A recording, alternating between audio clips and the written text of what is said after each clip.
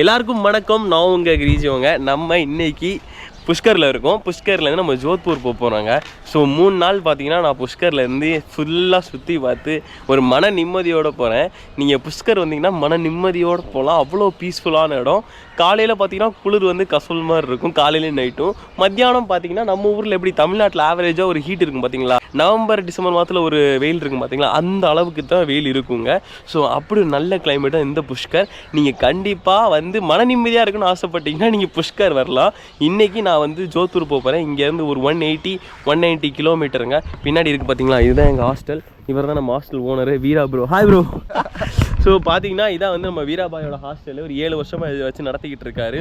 Stay ரொம்ப வந்து பார்த்தீங்கன்னா அஃபோர்டபுள் ரேட்டில் வெறும் 200 டாமெட்ரி வந்து சார்ஜ் பண்ணுறாங்க. ஒரு ப்ரைவேட் ரூம் கித்தனா பை एक दिन का 400 ப்ரைவேட் ரூம் பார்த்தீங்கன்னா வெறும் 400 rupees தாங்க. நான் அது எனக்கு தெரில, நான் வந்து டாமெட்ரி கம்மியாக இருக்குன்னு சொல்லி டாமெட்ரி புக் பண்ணிட்டேன். ஸோ ப்ரைவேட் ரூம் பார்த்தீங்கன்னா 400 rupees தான். லாங் ஸ்டேவும் இருக்குது. ஒரு மாதத்துக்கு வந்து பார்த்தீங்கன்னா 1 மந்த்துக்கு 6000 அந்த மாதிரி கான்செப்டில் கூட அண்ணன் வந்து லாங் ஸ்டே வந்து ப்ரொவைட் பண்ணுறாரு. அங்கே பாருங்கள், வீரா ஹாஸ்டல். இதான் அந்த ப்ளூ கலர் தான் நம்ம ஹாஸ்டலோடது. கேட்டு ப்ளூ கலர் தான்.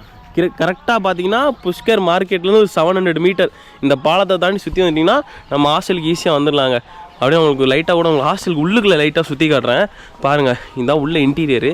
இது நம்ம அண்ணன் கெஃபே செட்டப்பு சூப்பராக இருக்கும். நைட் டைம் ஆச்சுன்னா லைட்லாம் போட்டு முன்னாடி வீடியோவில் தெளிவாக காட்டி வந்துருப்பேன். அப்படியே உள்ளே வந்து டாமெட்ரி ப்ரைவேட் ரூம் எல்லாமே இருக்குங்க. ஸோ என் வீடியோ ஃபஸ்ட் டைம் பார்க்குறவங்களுக்கு ஒன்று சொல்கிறேன்.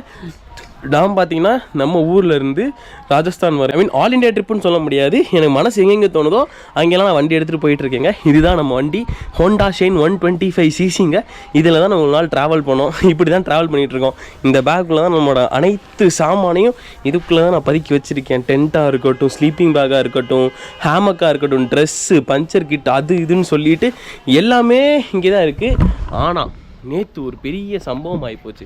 என்னென்னு பார்த்தீங்கன்னா, பொருள் வச்சுருந்தேன் வண்டிக்குள்ளே, அதை ஆட்டையை போட்டு போயிட்டாங்க, யாருன்னு தெரில.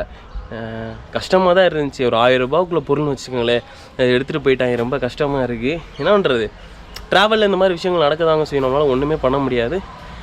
நடக்கக்கூடாதுன்னு வேண்டிக்க வேண்டியதான். ஆனால் அந்த 600 ரூபா 1000 ரூபா பொருளாக இருந்தாலும் அது எவ்வளோ கஷ்டப்பட்டு நம்ம வாங்கியிருப்போம். எடுத்துகிட்டு போயிட்டாங்க. சரி, நல்லா இருந்துட்டு போகிறான், என்ன பண்ணுறது, அவனோட தேவைக்கு எடுத்துகிட்டு போயிட்டான். அதுவும் இந்த வாட்டர் பேக், அதை எடுத்துகிட்டு போய் என்ன பண்ண போகிறான்னு எனக்கு தெரிலங்க. பார்த்தீங்கன்னா நம்ம புஷ்கர் மெயின் சிட்டியிலேருந்து அப்படியே வெளியே வந்துட்டோங்க. சொன்ன மாதிரி நம்ம ஜோத்பூரை நோக்கி போயிட்டுருக்கோம். ஏங்க இந்த மலை தொடர பாருங்க, எவ்வளோ அழகாக இருக்குது. போகிற வழி ஃபுல்லாக பார்த்தீங்கன்னா இந்த மலை தொடரை ஒட்டி தான் நம்ம போயிட்டுருக்கோங்க. ஒரு டிஃப்ரெண்ட் ஃபீலாக இருக்குது. ஏங்க அப்படியே இந்த லேண்ட்ஸ்கேப் பாருங்களேன் எப்படி இருக்குன்னு. இது என்னடா காட்டு நாயா? இல்லை சாதா நாய் தான். இன்னும் வந்து ராஜஸ்தானில் வந்து கிராமங்களில் வந்து ஆட்கள் வந்து இந்த பழைய உடைகள் தான்ட்டு பாருங்கள். இந்த அங்கிள்லாம் அப்படி இந்த பழைய உடை போட்டு டர்பன் கட்டி தான் போகிறாங்க. வணக்கம், வாங்க தம்பிகளா, என்ன பண்ணுறீங்க? வாவ், நம்ம ஊர் மாதிரியே மாடலாக மேய்க்கிறேன். ஆனால் எல்லா மாட்டிலையும் டேக் இருக்குது பார்த்தீங்களா, காதில் டேக் மாட்டியிருக்காங்க. ஏன்னா இதுக்கு தனியாக ஐடி கார்டு இதெல்லாம் இருக்குங்க. தம்பிகளா கொஞ்சம் வழி விடுங்கடா, போய்க்கிறேன்டா. தேங்க்யூ. நம்ம ஊர் மாடு மாதிரி தான் இருக்குது. ஆனால் இங்கே வேறு வெரைட்டி ஆஃப் மாடு இருக்குங்க. அது காது பெருசாக இருக்குது, கொம்பு வந்து ஒரு சில டைமில் இருக்கிறதில்ல.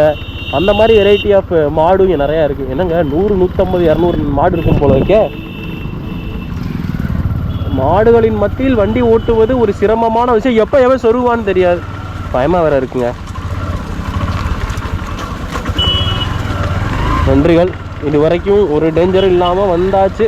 எவனும் குத்தாமல் இருந்தால் நம்மளுக்கு சந்தோஷம்தான். கொஞ்சம் வழி விடுங்க அண்ணே. நன்றி அண்ணே.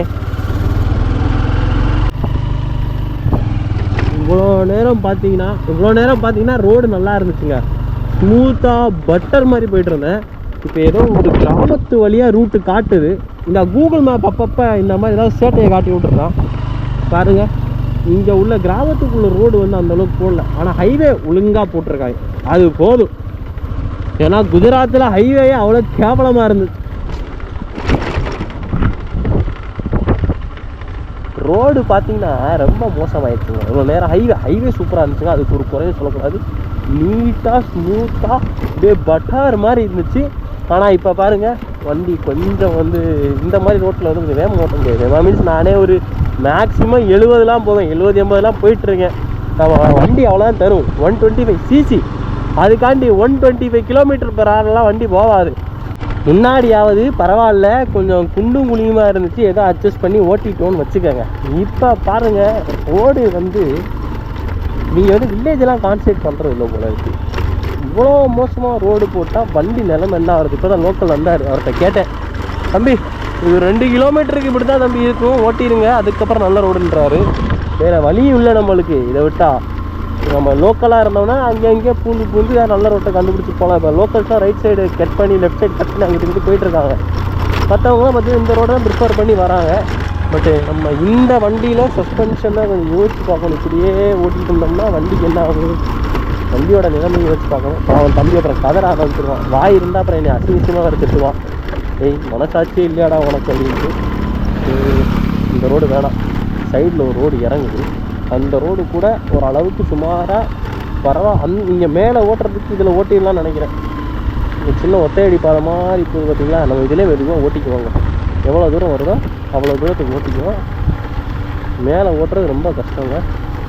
ஒரு அருமையான செய்தி என்னவென்றால், நம்ம தீரனின் அதிகாரம் ஒன்ற படத்தில் சொன்னாங்க இல்லை, 2 கிலோமீட்டர் பையான்ட்டு ஒரு லோக்கல் போனார். கேட்டேன், என்ன எத்தனை கிலோமீட்டருங்க ரோடு இந்த மாதிரி நிலைமையில் இருக்குன்னு சொன்னதுக்கு 2 கிலோமீட்டர் பையான்னார். அந்த 2 கிலோமீட்டர் நம்பி நானும் வந்துட்டேன். இன்னொரு லோக்கல் வந்தார், ரெக்கார்ட் பண்ண மறந்துட்டேன். அவர் சொல்கிறார், தம்பி ஒரு 15 கிலோமீட்டர் இப்படியே நேராக போங்க, ஹைவே வந்துடும், அதுக்கப்புறம் ரோடு இல்லைடா மஸ்ட்டாக இருக்கும்னு. நாடா பாவியலா, 15 கிலோமீட்டர் இந்த ரோட்டில் எப்படிறாடா ஓட்டுறது? வண்டியோட சஸ்பென்ஷன் காலி ஆயிரும். இன்னைக்கு நம்ம ஹோண்டா சைன் தம்பி நம்மளை கழுவி ஊற்ற போகிறான். பட்டுட்டோமோ.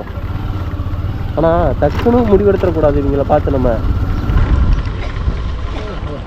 ஆமாங்க, எனக்கு கொஞ்சம் ஒரு சின்ன வேலை ப்ரோ, ஏ டைட் கர்னா வச்சு மேனேஜ் பண்ணி போட்ட முடியும்.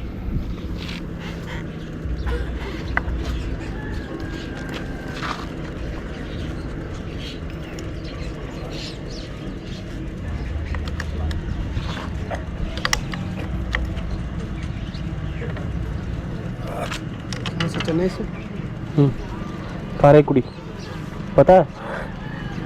सुना है। कितना है? தேங்க்யூ. ரொம்ப நல்லவராக இருக்கார் மனுஷன். வந்து நம்ம ஊரில் கிடைக்கும் பார்த்தீங்கன்னா அந்த காரமாக இருக்கிற அந்த ஸ்நாக்ஸு அந்த இங்கேயும் இருக்குங்க. நம்ம ஊரில் இப்போ நிப்பாட்டிட்டாங்கன்னு நினைக்கிறேன். வெறும் 2 ரூபாவோ 3 ரூபா என்னமோ அதோட ரேட்டு. ஐ மீன் இப்போ அப்படி 5 ரூபா 5 ரூபா 10 ரூபா இருக்கும்.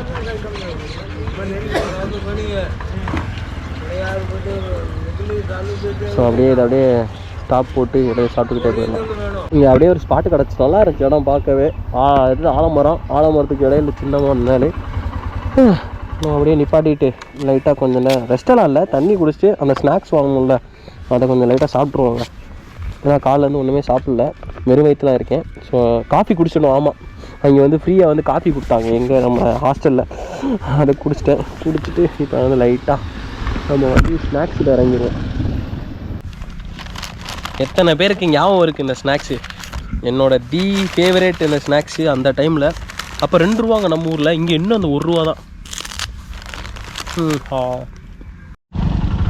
ரோடே மோசமாக இருக்குது. இதில் வந்து நம்ம சகதியை போட்டாங்கன்னா என்ன ஆகுறது?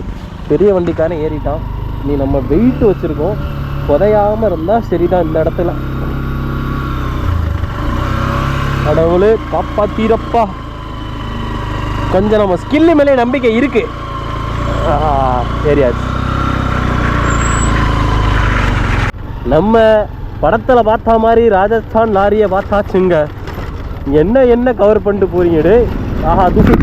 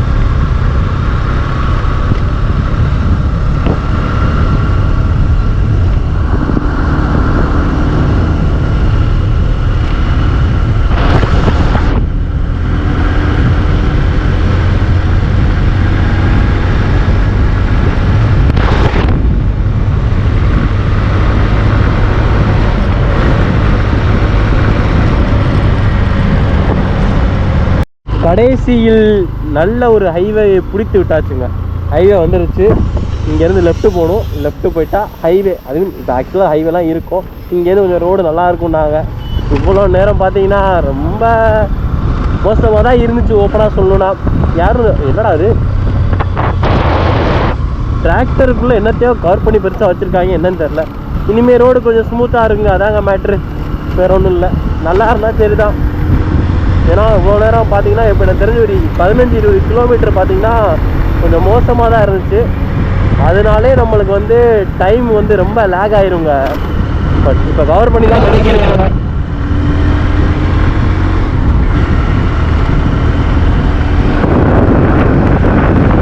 இதான் பார்த்தீங்கன்னா நம்ம ராஜஸ்தானின், அதுவும் ஜோத்பூர் ஒரு சிட்டி தான். அங்கேயே இதான் நிலமை. ரோடு ரொம்ப மோசமாக இருக்குது. ஆட்கள்லாம் எப்படி ட்ராவல் பண்ணுறாங்கன்னு பாருங்களேன். அதுவும் தொங்கிட்டு வராங்க. மெதுவாக போனால் சரி, வேகமாக போனோன்னா சொருகிடுவாங்க ஆட்களை. அந்த ரோடு வேறு கன்ஸ்ட்ரக்ஷன் போயிட்டுருக்கு. அதனால் கஷ்டம்தான். வண்டியில் நீங்கள் வந்து எல்லோரும் ஸ்டிக்கர் ஒட்டுவாங்க, ஜெய் ஸ்ரீராம், அப்புறம் வந்து மாஷா அல்லா, பிரைஸ் அல்லாடுன்னு சொல்லிட்டு. அது அவங்கவுங்க தனிப்பட்ட இது, ஐ மீன் எப்படி சொல்கிறது, அவங்க அந்த ரிலீஜனை ஃபாலோ பண்ணுறாங்க, அது போடுறாங்க. அது வரைக்குமே பார்த்தீங்கன்னா ரைட்டு தாங்க, உங்களுக்கு பிடிச்சதை போடுறீங்க. ஆனால் அந்த காஸ்ட்டு பேர் போடுறாங்க பார்த்தீங்களா, அவங்க தான் இருக்கிறதுலே பெரிய முட்டா பயிலுங்க. நீ என்ன ஜாதின்னு சொல்லி என்ன பண்ண போகிற, உனக்கு என்ன அவார்டாக கொடுக்க போகிறாங்க. அப்புறம் இப்போ இந்த பார்த்ததில் ஹிந்துன்னு ஓட்டணும்னு எனக்கு அவசியமே கிடையாது. நீ வந்து ஹிந்துன்னு ப்ரொக்ளைம் பண்ணணும்னா எதுக்கு நீ வந்து ஹிந்துன்னு ப்ரொக்ளைம் பண்ணுற, எனக்கு புரியலை. எனக்கு தெரிஞ்சு என்னை பொறுத்த வரைக்கும் இது பெரிய தப்புங்க. மற்றவங்க என்ன நினைக்கிறாங்க இல்லை என்னன்னு தெரில, பட் இது வந்து பெரிய தப்பு. நீங்கள் ஜெய் ஸ்ரீராம் போடுறீங்க உங்கள் வண்டிக்கு ஸ்டிக்கருக்கு பின்னாடி, ஓகே. நீங்கள் ராமனை ரொம்ப விரும்புகிறீங்க, அதனால் ஜெய் ஸ்ரீராம் போடுறீங்க, ஓகே ரைட். பட் அதுக்காண்டி ஹிந்து அப்படின்னு போட்டு நீங்கள் டிஸ்கிரிமினேஷன் உண்டாக்க விரும்புகிறீங்களா, எனக்கு தெரியலை. இந்த மாதிரி ரோடு அசிங்கமாக இருக்குது பார்த்தீங்களா. அப்புறம் நீங்கள் கட்டுற டேக்ஸுக்கு தான் இந்த ரோடு இவ்வளோ கேவலமாக இருக்குது. நீங்கள் ஒழுங்காக டேக்ஸ் கட்டுறீங்க, ரோட் டேக்ஸ் கட்டுறீங்க, இவ்வளோ கேவலமாக இருக்குது. இதை கேட்குறதுக்கு போடுங்க, ஸ்டிக்கர் ஒட்டுங்க பார்ப்போம். இந்தியன் கவர்மெண்ட் கேவலமாக இருக்குது, மோடி கவர்மெண்ட் கேவலமாக இருக்குது. அப்போ சொல்லுங்கள். இப்போ இருக்க மத்திய சர்க்கார் பார்த்தீங்கன்னா மதத்தின் பேர்லான ஓட்டு வாங்கிட்டு இருக்கு. சரிப்பா, உங்கள் ஹிந்து தான்ப்பா, அப்போ வந்து ஒரு ரோடு ஒழுங்காக போட்டு விடு அவங்களுக்கு. அதெல்லாம் போட மாட்டான். எலெக்ஷன் டைம் எதாவது வந்தால் மட்டும் ஹிந்துன்னு சொல்லிட்டு நீட்டிக்கிட்டு வந்துடுறது அவங்க ஓட்டை வாங்குறதுக்கு. மற்ற டைமில் வந்து அப்படியே வந்து கலவரத்தை தூண்டி விட்டு உங்கள் மக்களை நீங்களே வந்து இது என்ன சொல்கிற, டென்ஷன் ஆகுது. பேசலாம், ஒன்றுமே பண்ண முடியாது. குதிரை ஒரு கட்டிடத்துக்கிட்ட மக்களே பார்த்தீங்களா, ஒரு குதிரை தான் இத்தனை பேரை தாங்கி போயிட்டுருக்கு. நான் உங்களுக்கு முன்னாடி போயிட்டு எல்லாத்தையும் காட்டுறேன். ஒரு வித்தியாசமான அனுபவம் பாருங்கள். குதிரையில் தான் ஆட்டோ இருக்குது, ரிக்ஷா கூட இருந்துச்சு. அந்த ரிக்ஷா வந்து இது அழுத்துற ரிக்ஷா கிடையாது, நம்ம இந்த மாதிரி எங்கிட்டு போகிறதுன்னு தெரியலை.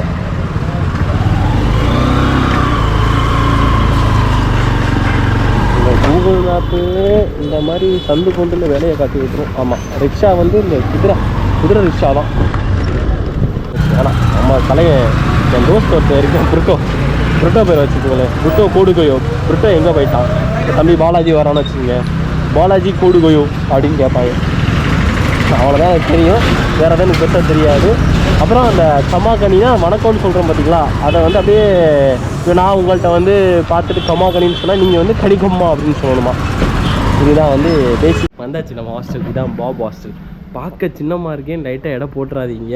அவங்களுக்கு இது தனி டூராக காட்டுறேன். இந்த ஹாஸ்டல் எப்படி இருக்குன்னு சொல்லிட்டு ஒரு தனி டூரே காட்டுறேன்.